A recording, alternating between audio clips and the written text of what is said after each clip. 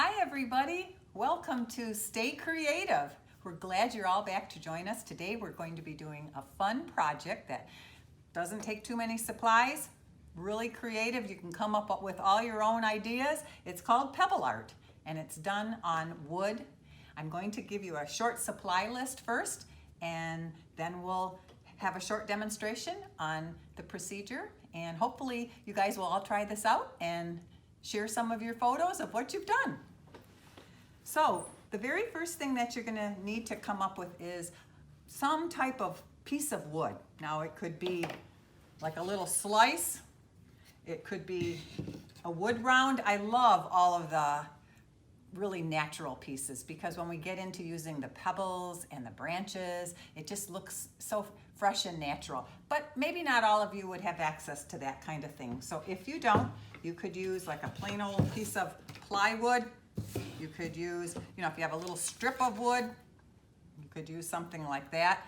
And if all you have is just something really simple and plain and it doesn't look distressed enough for you, I'm going to show you a couple techniques of washing the wood to make it look older. And that way you can kind of get the look that we're going for. Then the next thing you're going to need is, especially if you are distressing your wood, you're going to need a couple supplies, just a foam brush, some soft paper towels, and a water bowl, any type of acrylic paint at all. Now if you're a painter and you have the tubes of acrylic paint, that's fine too, but I actually had some wall paint here that were the sample paints that you get when you're testing out your colors. You could use that. You could use your, typical acrylic paint for school, whatever. If you have a big bucket of paint at home and that's all you've got, you could actually open that up, and even like a white wall paint or whatever would give you could kind of whitewash and use that. So you don't really have to probably go out and buy anything special in that regard. You'll need a variety of pebbles. They can be real smooth. Actually, you can get these even at the dollar store in little bags. But if you're going to the dollar store, you could just stop by OPC, and Mary Ann and I are both here, so if you give us a call ahead, we got a huge donation of all of these, so we could give you a bag, and if you just call us ahead, we'd be glad to share some of ours. You could also use natural, if any of you go rock hunting on the beach or whatever, the natural kind of real smoothed out pond stones are really nice too. Some of you might even have pond stones in your backyard. I know I bought some. They just can't be real giant and fat. They've got to be like a little bit flatter because otherwise they're not going to glue down well. So the next thing you're going to need is some type of a nice sturdy glue. I don't know what I did with mine. Oh yeah, thanks. E6000 is a good glue for stones, mosaics, and that type of thing. I actually couldn't find it down here, so you could use the DAP glue. It's almost like a caulky kind of glue. You could use goop. Anything that, just read the label, and it has to be something that's not made for paper, like you wouldn't want to use Elmer's glue or that type of thing. So anything that's strong. If you were really just going to use it indoors, you could use a glue gun, but I wouldn't recommend it if you're going to use it outside because I don't think it will hold. But if that's all you got and you just want to try something and put it on your mantle or whatever, it's probably going to work. So the next thing you're going to do, and Mary Ann went out and got these for me, is come up with some tree branches. And probably the ones that have a lot of little spikes and everything are nice because then as you're doing your tree, you'll have little branches that you can put all of your stones on. And that's really just about it. That's all you need. Our little water jars and foam brushes. I got one for each color I'm going to show you. So the very first thing, another thing you could use too is, we had some of this here, so if anybody wanted any, we've got some shiplap. This would give you maybe a little bit more contemporary look, and you could paint something with acrylic paint, but I wouldn't get too much into painting. I'm thinking the painting would just be a wash to give it like just a kind of rustic feel or whatever, but this could be a more contemporary look, so this would be another way to go too. Okay, so hopefully each of you found a really unique piece of wood and some great branches that we can play around with and see what kind of designs we come up with.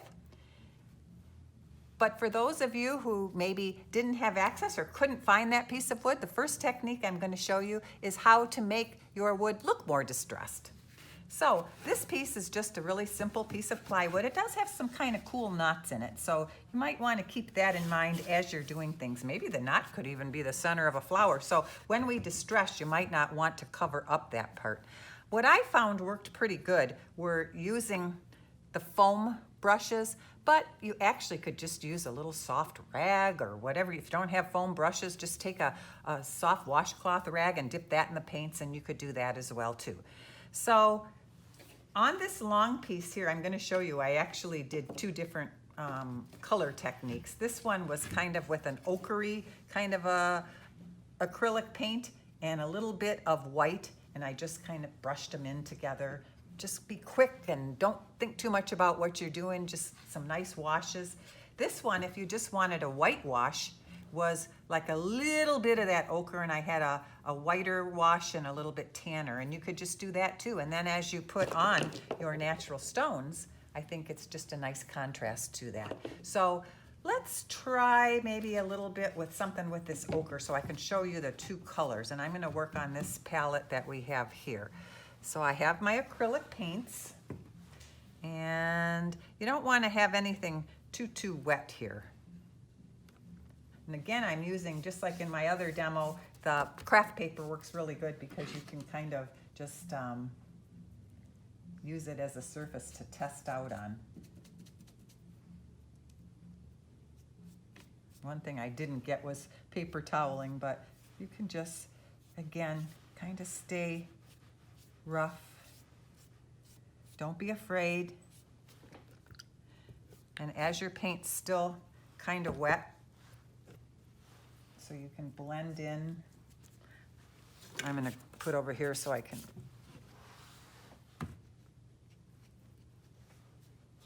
then just kind of smooth in, and you'll see it doesn't make it quite so harsh. Now, if you were doing the whitewash technique that I showed you on the other side, you'd do the same thing, but it's just a different color paint. So it can be, you could even build around that. A little dab, dab, dab. And you can wait until this dries and then try going over it a little bit too. But you can see, it might give you like kind of a grassy effect. Maybe you just want to do the bottom of it and don't do anything to the top of your wood and do your tree part up there so that this looks like a field or whatever. So it's really easy. It's just a foam brush or a piece of paper toweling. It probably is good. I meant to have my paper toweling here because you can kind of, you know, feather in as well. But don't be afraid. If you don't like what you got with acrylic paints, you can go right over it. So you could let this dry up a little bit and then wait and go over. Say you wanted more white, you could do that. So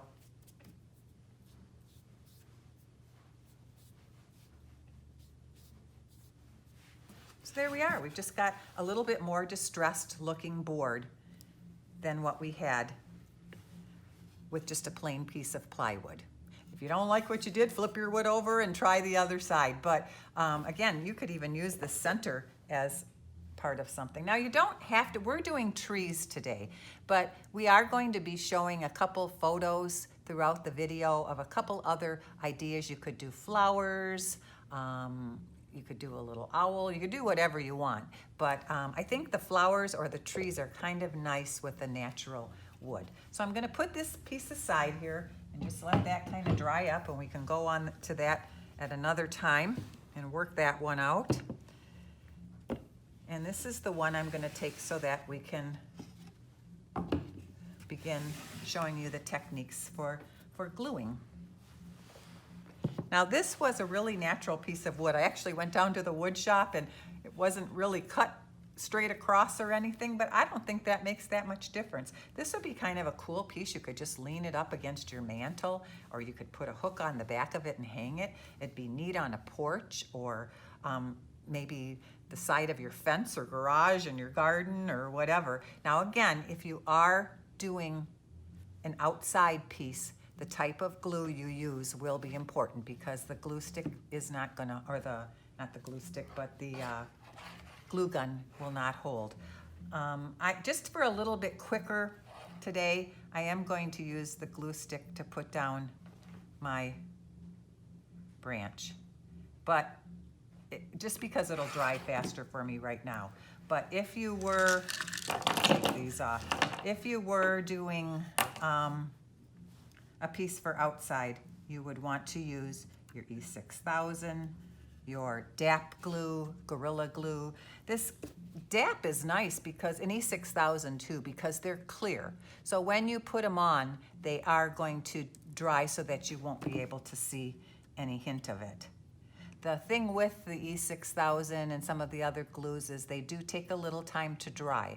So once you put them down, you can still keep working, but don't hold your piece up straight or anything like that, because they're probably going to take a couple hours to dry. They usually recommend like 24 hours to dry. Now, I think when you are picking, that seems pretty, like it's on pretty good. You know, and you can always add a little bit more of a bit someplace else if you feel like you need it. Hold that down.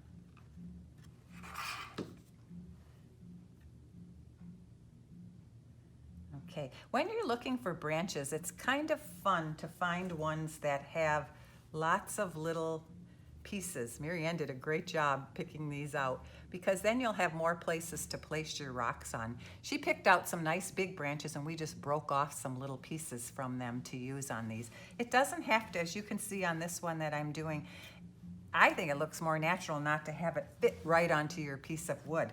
Now, if I hang this on a wall, this part will be okay here, but I may need to snip this if I was going to stand and lean it.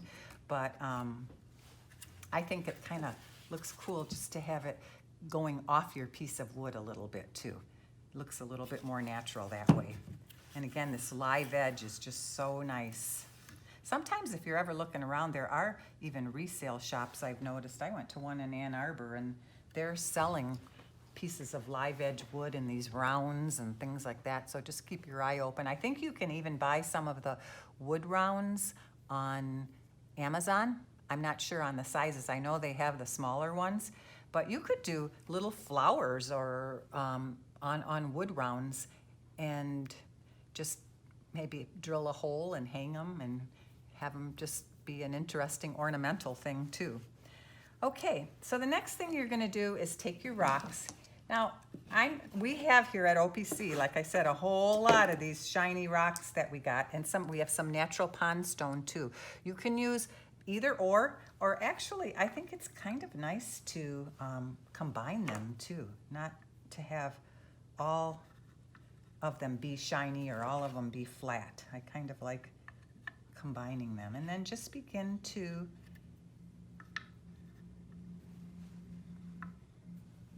place your rocks. You know, I would place them kind of first, and then you can go in and change things if you want, if you don't like something.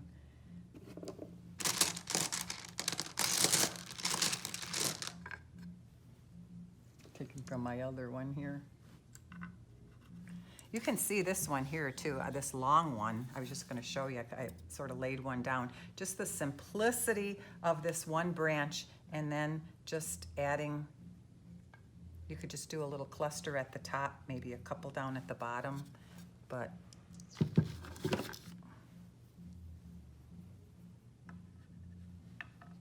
this part, it's just kind of like a puzzle almost. You just have to try some different things. See what you like, what you don't like.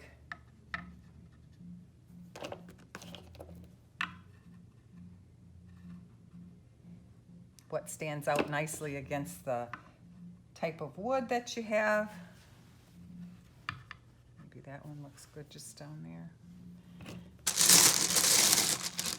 And having a variety of sizes is probably key too.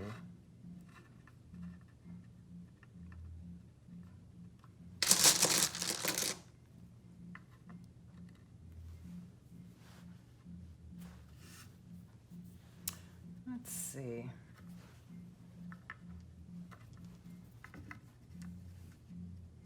I'm not a real matchy-matchy person. I like things to kind of be a little bit off-centered in that, so I don't want it to just be clustered all around on one. So then you're going to take your glue and just on each piece, once you get the design that you want, you're just going to put, some of these glues are a little smelly, so you want to be sure you're kind of working in a ventilated area. Actually, you could work outside. That would be a nice, enjoyable afternoon. Just doing this. And you know, if any of you do a project, we would love if you would take a picture of it or a picture of you with it and maybe post it on Facebook, or you could send it to Mary Ann or myself and we'll post it for you, but we can show people some of the things that all of our creative, talented people here at OPC have been working on while they're at home. Oops, sometimes it's hard to not get too much glue, but being it dries clear, if you do get a little bit off to the edge, that's okay too. And again, I kind of like having some, not all shiny, do some natural ones.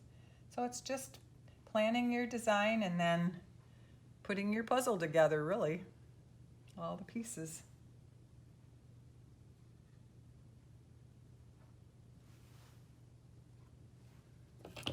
I love this one, but I just don't know where I...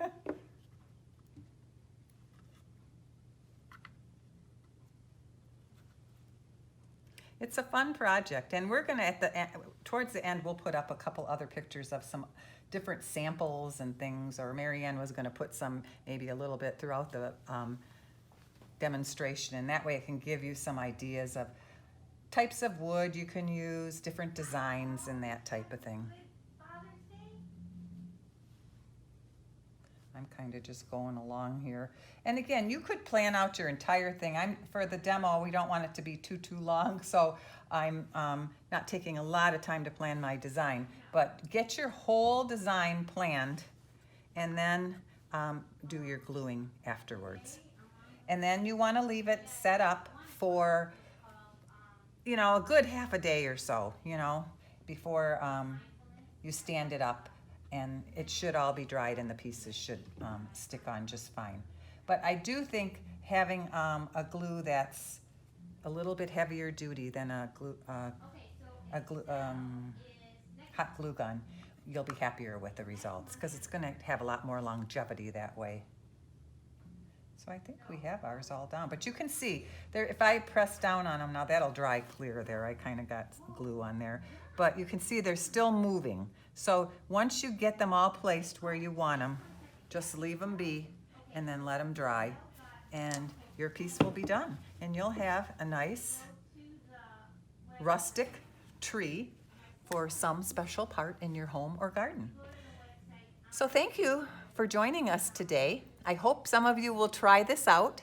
And again, give us a call if you want. We'll put little baggies of rocks together for you. And then you get to have the fun of going out and searching for those great pieces of wood and bark to make your piece look absolutely unique. So have fun crafting, and we'll see you soon.